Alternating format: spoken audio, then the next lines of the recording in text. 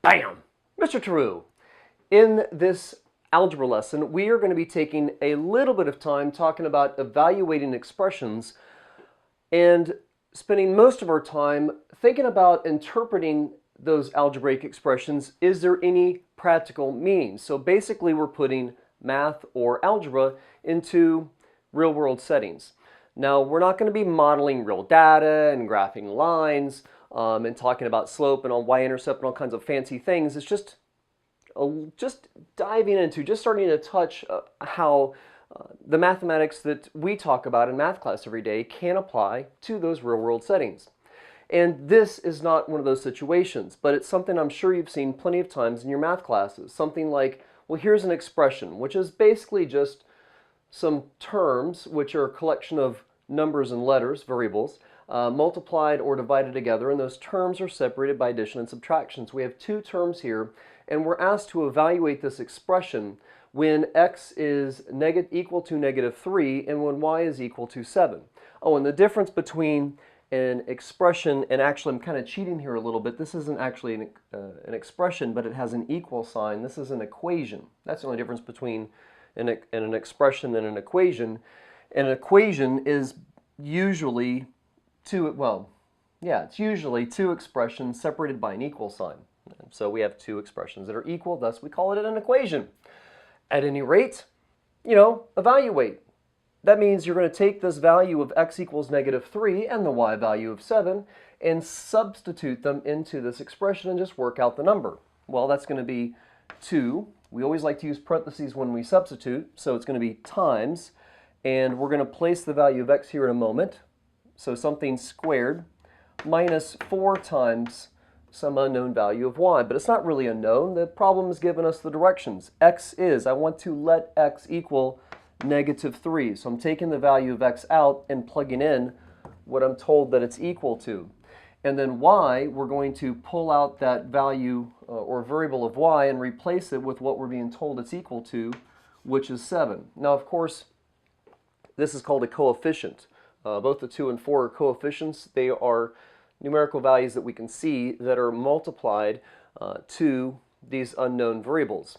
And working this out, working with our PEMDAS, parentheses first, and then your exponents, multiplication, division, finally ending with addition and subtraction, working across here, we have -3 squared. Well, -3 squared is, doing a little scratch work on the side, -3 times -3, and we know that a negative times a negative is positive, and this comes out to be positive 9.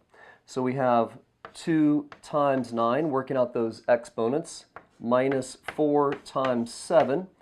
Just doing one step at a time. Now we got 2 times 9 is equal to 18. We've got -4 times 7, which is -28. And if you're on the number line and you start off at 0 and move right 18 places, and then because you're moving, you're subtracting, you're going to move to the left 28 spaces, this is going to give you a final answer of -10. And because I don't know what x and y represent, there's nothing about a real-world application here. The answer is just simply -10.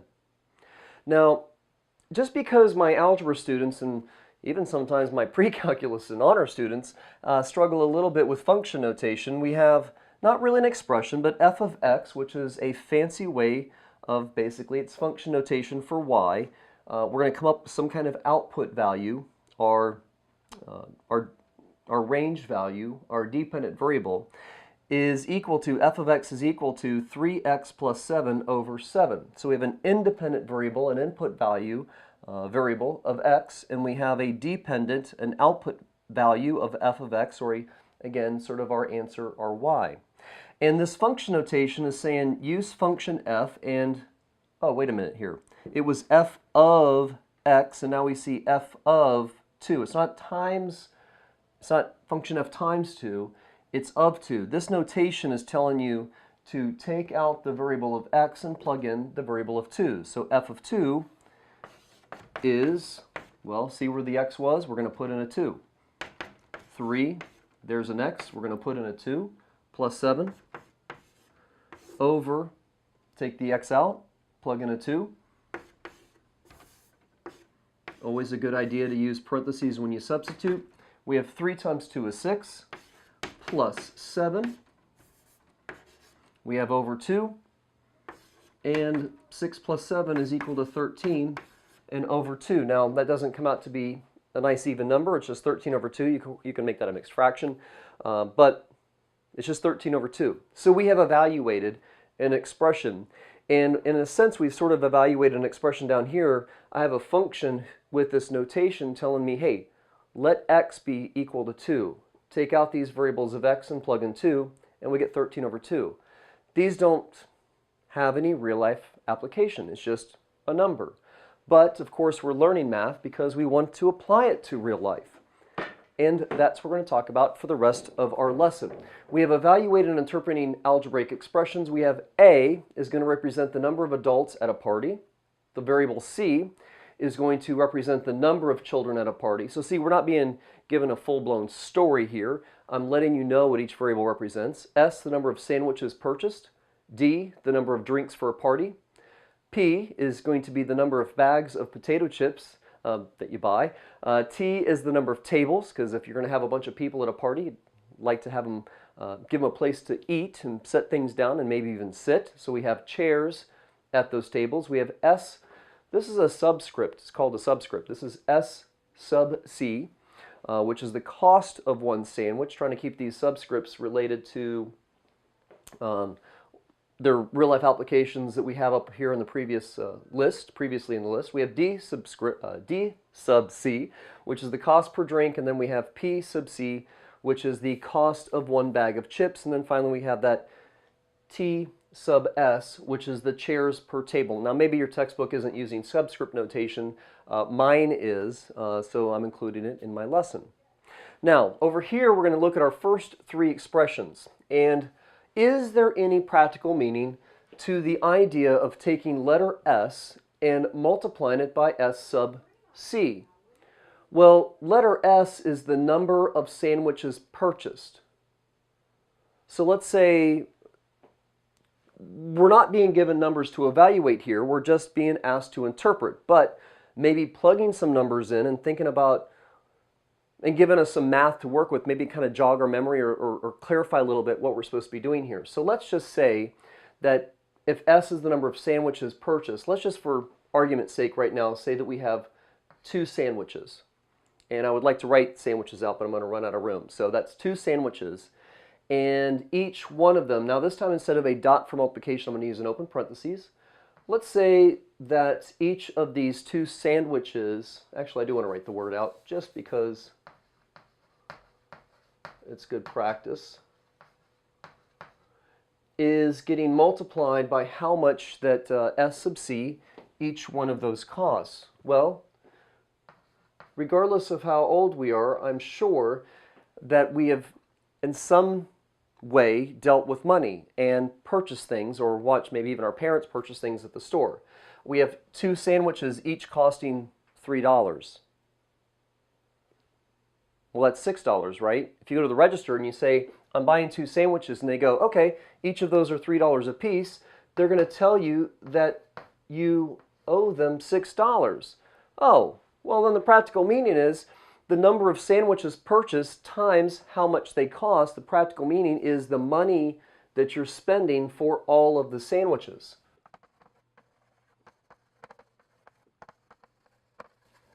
Now, you know, I became a math teacher because I like working with numbers. I don't necessarily love to write, but even still though, I can't, if you're asked to interpret a practical meaning, you are going to have to give a full sentence response. So we're talking about total money spent. Okay, so here let's, well, I have a yellow and white column, but I want to separate my answers. So let's use some green here. We have A divided by S. Okay, well, A is the number of adults at a party, and S is the number of sandwiches. Well, does that have any practical meaning? Let's see. I'm really not sure. So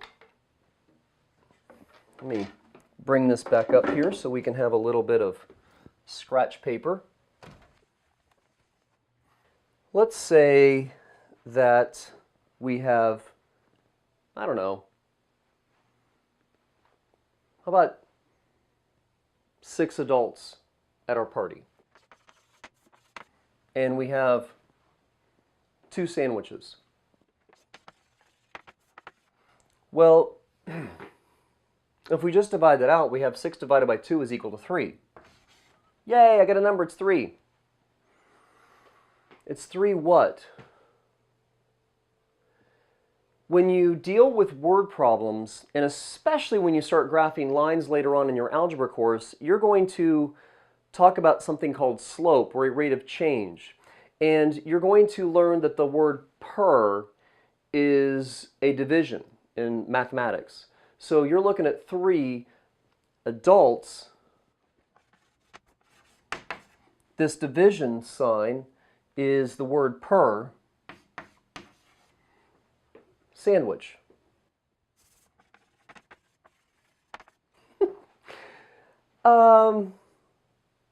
If I go to a party and someone hands me a sandwich and says, oh, by the way, you're one adult and I just gave you a sandwich, you need to share that with 2 other people because I only bought enough sandwiches so that 3 adults can share a sandwich. That doesn't really seem to sound right, does it? Adults divided by the number of sandwich is not going to have any real-life application. It doesn't kind of make any sense. Now, don't go down to the comment section and go, well, I went to, I don't know, Publix or some grocery store, and they sell these big old ring sandwiches that we cut up and divided. I've never been to someone's house and go, here, have a sandwich, and it's this huge, like, 3-foot ring sandwich, right? That's kind of like just a big old thing you cut up. So that's not going to have any real application. But let's take a look at what this might represent. We have A, which is, again, those number of adults at the party, and T, which is the number of tables. What would that, if we did get some kind of number, what would that mean?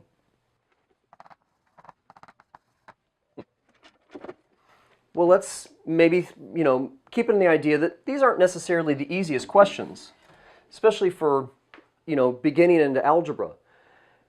Make up some numbers. Give your mind something that it's used to working with, that you've been doing, you've been adding, subtracting, multiplying, and dividing since, grade school. So how about we say there's, just for argument's sake, 15 adults and 3 tables.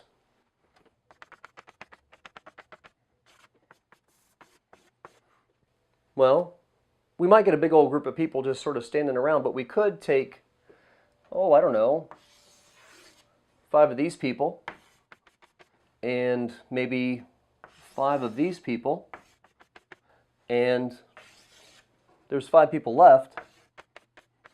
Oh, okay, so if I take the number of adults, which maybe is equal to 15, and I divide it by the number of tables, I get this answer of 5. Well, look at the picture. Here's a table, 1, 2, 3, 4, 5. Here's a table, and I've got 5 circles around that representing seats, of course. And we have another table here with, it's the number of adults per table. It's how many people are sitting at each table. So I hope you're getting an idea of how you want to approach these problems where you're interpreting the values, the numerical values that you get from expressions, but they're pretty tough questions. So let me come up with a few more examples right now. Okay, so let's come up with the answers. Going back to T, which is the number of tables, and then multiplying it by T sub S, which is the chairs per table. So there's that word per coming up again. It's a rate. Chairs per table. Get into that idea of rate of change, which we're going to kind of shortcut when we start graphing lines and call it slope. For every one single table, you're adding an additional 5 chairs. For every one single table, you're adding an additional 5 chairs, and so on and so on with another 5 chairs. So if I tell you, oh, well, I have right here, we got 1, 2, 3 tables. At each of those tables, there's 5 seats. Well, how many people are we sitting? We're sitting 3 times 5, which is 15. So the practical meaning is, how many people can you have at the party and give them a place to sit?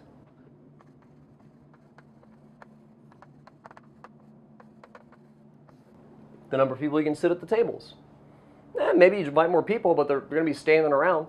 Now we're going to go back to the previous example where we had A divided by S, and it kind of didn't make any sense to say that it's how many adults you have per sandwich. But can you turn it around? Maybe we say that we have, oh, I don't know, let's say 15 sandwiches, and we have, I don't know, 10 adults. Well, 15 divided by 10, those are both, this is a reducible fraction. Both of these numbers are divisible by 5, giving us 3 over 2, and 3 divided by 2 is 1.5. 1.5, okay, well, I didn't ask you to do 15 divided by 10. It was 15 sandwiches over or divided by 10 adults. And that division sign comes out in your interpretation and your reading as per. So it's 1.5 sandwiches per each adult. That sounds a lot better than saying we have 3 adults per sandwich at the party. That has a real life application. Now down here we have S sub S plus D sub C plus P sub C over A plus C. Well, what the heck is that?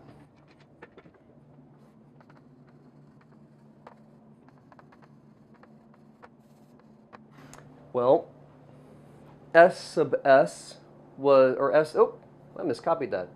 S sub C is the cost for one sandwich. I kind of messed up. I intended on having this be all of the money spent divided by A plus C, which is all of the adults and all of the children. Because, well, I mean, that's what I intended, but let's look at what it means right now. It's the cost of one sandwich plus the cost of just one drink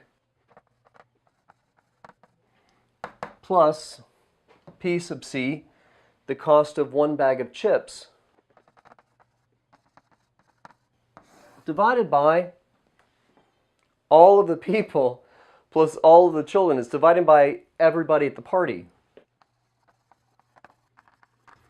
Everybody at the party. Well, that party is not going to be too much fun if I only bought one sandwich, one drink, and one bag of chips for everybody who was there. This doesn't have, I mean, I can plug in some numbers and something to come out. Like if I tell you that the soda's $2 and the drink is $1 and the chips were 50 cents and there was 27 people there, you're going to get a number, but it's not going to mean anything. So how would we change this expression to represent all of the money you spent for the party and divide it by all the people? Because if it's all the money divided by all the people, with that division sign again being that idea of per, it would be money per person. So if we spent, oh, I don't know, if we spent $100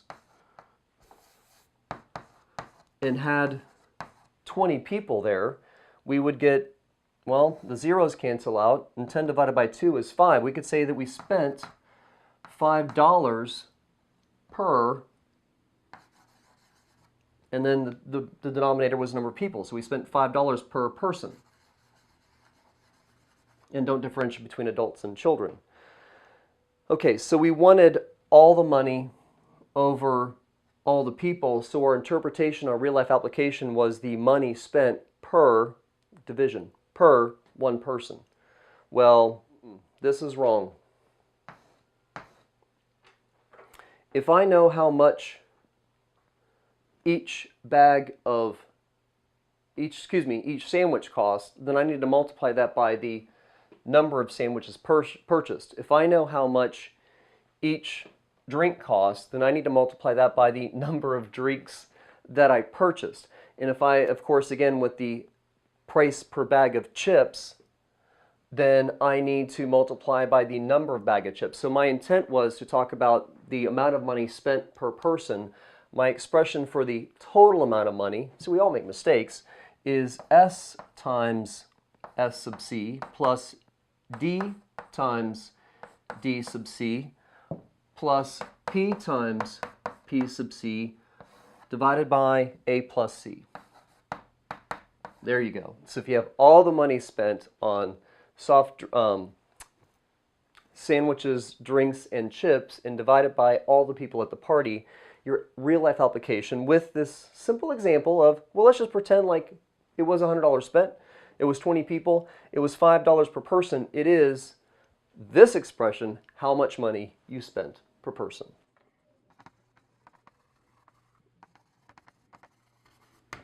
And if you're going to own your own business, like if you're going to plan, be a party planner or wedding planner, and you want to quote your potential customers a bill for what they want, take into account the type of food and drinks and how many people they're going to invite, that will give you, you need to be able to do that estimation of, well, then with your needs, it's going to cost, so much per person, and give them a quote. And so all this math you're learning actually does have a lot of real life applications. I'm Mr. Tarrou. Bam! Go do your homework.